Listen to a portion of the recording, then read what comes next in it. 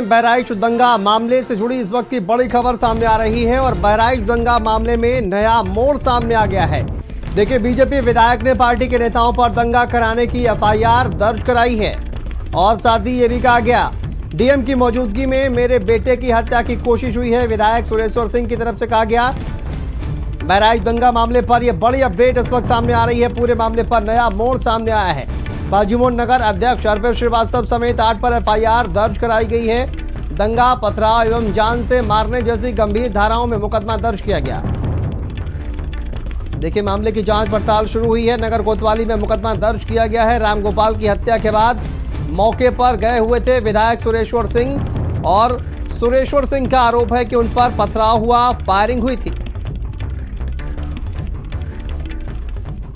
तो बहराइच दंगा मामले में नया मोड़ इस वक्त सामने आ रहा है इस पूरी घटना में, क्योंकि बीजेपी विधायक ने पार्टी के नेताओं पर ही दंगा कराने की एफआईआर दर्ज कराई है।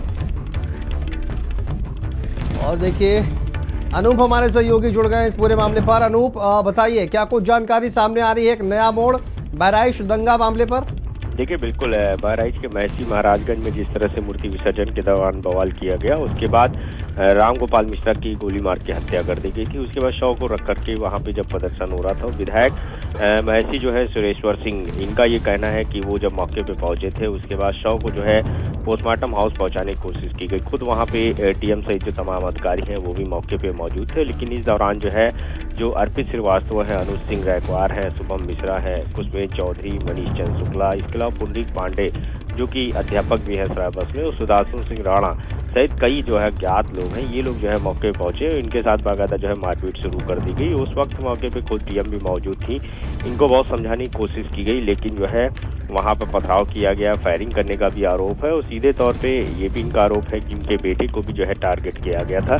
जिसके बाद जो है 5 दिन बाद, माफ कीजिएगा, 5 दिन बाद यानी 18 तारीख को विधायक सुरेश्वर जो महसी से बीजेपी से विधायक है, उन्होंने 8 नामजद और तमाम जो अज्ञात है उनके खिलाफ ये मुकदमा दर्ज कराया है और सीधे तौर पर आरोप लगाया है कि कहीं न कहीं मौके पे उनके पहुंचने पर वहां पे पथराव और फायरिंग की गई थी और दंगा जो भड़काने का जो प्रयास है वो वहां पर किया गया था। खुद बीजेपी महसी से जो विधायक है सुरेश्वर सिंह, वो खुद अपनी पार्टी के तमाम लोग हैं, इनके खिलाफ इन्होंने मुकदमा दर्ज कराया है। इनका सीधे तौर पर कहना है कि कहीं न कहीं जो माहौल है बाद में बिगाड़ने की कोशिश की गई थी, जिसमें खुद इनको भी टारगेट किया और इनके बेटे को भी टारगेट किया गया।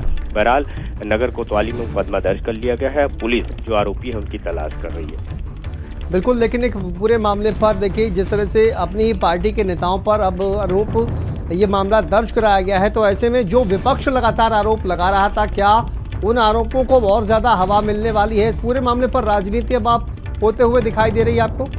देखिए, बिल्कुल मैं बताऊं कि 13 तारीख को की जब घटना हुई है, उस वक्त जो घटना हुई थी उसमें राम मूर्ति विसर्जन के दौरान जो है हिंसक घटना सामने आई थी, जिसमें रामगोपाल मिश्रा को मौत के घाट उतारा गया था, उसकी गोली मार दी गई, उसकी हत्या की गई थी। ये जो विधायक है उनका ये कहना है कि घटना के बाद जब शव जो है रखा गया था, उसके बाद वो मौके पे पहुंचे थे और प्रशासन से उन्होंने बात की थी। जो डीएम है, वहाँ की जो कप्तान है, उनसे बात की थी। उसके शव को जो है मर्चरी जब ले जाया जा रहा था, तो उसके बाद जो है बाकायदा अधिकारियों की मौजूदगी में जो इनमें नामजद जो आरोपी जिनको किया गया है, उनके द्वारा, उनके तमाम जो समर्थक हैं अज्ञात, उनके द्वारा जो है वहां पे बवाल किया गया, पथराव किया गया, फायरिंग की गई। तो इनका साफ कहना है कि हिंसा होने के बाद जो है दोबारा जो माहौल खराब करने की कोशिश है वो खुद भारतीय जनता पार्टी के कुछ कार्यकर्ता थे, जिनका इन्होंने जिक्र किया है। और यही वजह है कि 8 जो नामजद जो कराए गए हैं आरोपी इस एफआईआर में, जिनका जिक्र किया गया, उसमें अर्पित श्रीवास्तव वो भी भारतीय जनता पार्टी से जुड़ा हुआ है। इसके अलावा जो तमाम लोग हैं वो भी भारतीय जनता पार्टी से जुड़े हुए हैं। तो खुद जब बीजेपी के विधायक सुरेश्वर सिंह जो है अपनी ही पार्टी के लोगों के खिलाफ जो है ये आरोप लगा के मुकदमा दर्ज कराते हैं, तो जाहिर सी बात है कि ये प्रकरण जो है अपने आप में काफी गंभीर हो जाता है। बहरहाल अब देखना होगा कि पार्टी लेवल पे भी जो बाकी लोग हैं, क्या इनके खिलाफ जो है कोई एक्शन होता है। इसके अलावा पुलिस लगातार इनकी तलाश कर रही है। चलिए, वापस आएंगे आपके पास। अनुराग भदौरिया जी हमारे पास जुड़ गए हैं, समाजवादी पार्टी के राष्ट्रीय प्रवक्ता हैं। अनुराग जी, बहुत स्वागत है। सर, जिस तरह से अब पार्टी के नेताओं पर ही एफआईआर कराई गई है, आप क्या कहेंगे? आप अभी तो सरकार को समझना चाहिए। मैं तो पहले से ही इस बात को कह रहा था कि पुलिस प्रशासन वहाँ पे नाकाम रहा है और उनकी नाकामी की वजह से उनकी जो मुस्तैदी नहीं, चौकन्ने नहीं थे और उनकी कमजोरी की वजह से इतना बड़ा हादसा हो गया। तो ये जो हादसा हुआ, अब देखिए वो विधायक जी जैसा आप बता रहे हो कि विधायक जी ने एफआईआर करवाई है, तो आप समझ सकते हैं जब वहाँ पे पत्थर और ये सब कौन बरसा रहा था जब विधायक और मुकदमा हुआ है, तो इसके मतलब कहीं ना कहीं कुछ बात तो है, तभी मुकदमा किया होगा। ऐसा तो विधायक जी कह रहे हैं। हम सर वो कह रहे हैं हमारे कि जब शव ले जाया जा रहा था, इस पूरा मामला हुआ, इस लड़के की हत्या हुई, उसके बाद जब शव ले जाया गया तब इस तरह का बवाल किया गया है और उसके बाद उनके बेटे को भी मारने की कोशिश की गई, ये आरोप लगाए जा रहे हैं और इसी को लेकर एफआईआर दर्ज करवाएगी। तो वही भाई, किसी को भी आप मारने की कोशिश करने लगेंगे, किसी के ऊपर भी आप हावी हो जाएंगे, तो इसीलिए तो कानून व्यवस्था में सवाल उठा रहा हूँ। सवाल तो कानून व्यवस्था के ऊपर है ना। जब विधायक और उनके बेटे सुरक्षित नहीं है तो वो दूसरा कोई कैसे सुरक्षित हो सकता है, जरा आप बता दीजिए। और उनकी पार्टी के विधायक हैं, वो ये बात कह रहे हैं, तो इसके मतलब कहीं ना कहीं उत्तर प्रदेश में कानून व्यवस्था पूरी तरह से ध्वस्त हुई है। इसको तो आपको मानना ही पड़ेगा। जी बहुत शुक्रिया अनुराग जी बातचीत करने के लिए। तो देखिए, कानून व्यवस्था को लेकर सवाल उठाते हुए समाजवादी पार्टी के प्रवक्ता अनुराग भदौरिया और अनूप हमारे सहयोगी हमारे साथ जुड़े हुए हैं। अनूप, देखिए जिस तरह से जाहिर है पहले से भी कानून व्यवस्था को लेकर ही और उन तमाम अधिकारियों को जिम्मेदार ठहराया जा रहा था और अब अभी भी कहा जाए कि कानून व्यवस्था पर ही सवाल खड़े हो रहे हैं। वो इस वजह से कि इतना बवाल हुआ, इतना आगजनी हुई और पुलिस जो है वहाँ पर थी, उसके बावजूद विधायक ये कह रहे हैं कि उनके बेटे को मारने की कोशिश हुई, तो कहीं ना कहीं कानून व्यवस्था पर सवाल उठना लाजिमी है।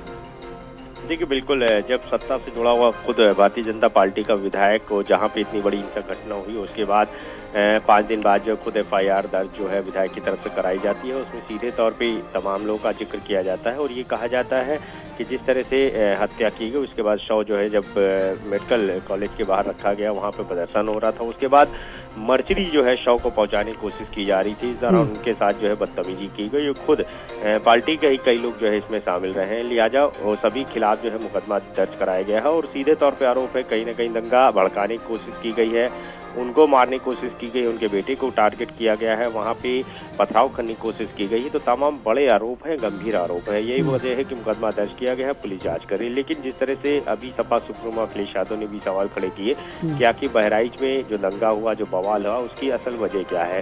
सीधे तौर पर उन्होंने सरकार को टारगेट किया, प्रशासन को टारगेट किया और इसके पीछे उन्होंने साफ कहा कि दंगा शायद नहीं होना चाहिए था, लेकिन कहीं ना कहीं जो है इशारे पे किया गया और इसमें कहीं ना कहीं जो है प्रशासन की जो है नाकामी सामने आई है। क्योंकि जिस तरह से वहाँ पे जब पहले से ही कंफर्म था कि वो मूर्ति विसर्जन के जो रूट जो है वो तय किया गया है, वो बड़ी संख्या में मूर्ति विसर्जन के लिए लोग पहुंच रहे थे। ऐसे में वो जो 70% आबादी है वो मुस्लिम आबादी है वहाँ पे, तो आखिर बिल्कुल और लेकिन सवाल जो है वो कहीं ना कहीं अपने आप में बड़े हैं और लगातार ये सवाल जो है वो खड़े हो रहे हैं भारतीय जनता पार्टी की पर भी खड़े हो रहे हैं और नेताओं पर खड़े हो रहे हैं। एफआईआर भी अब हो गई है, कानून व्यवस्था पर लगातार सवाल पहले से ही अनूप खड़े हो रहे हैं। बहुत शुक्रिया आपका इस तमाम जानकारी के लिए।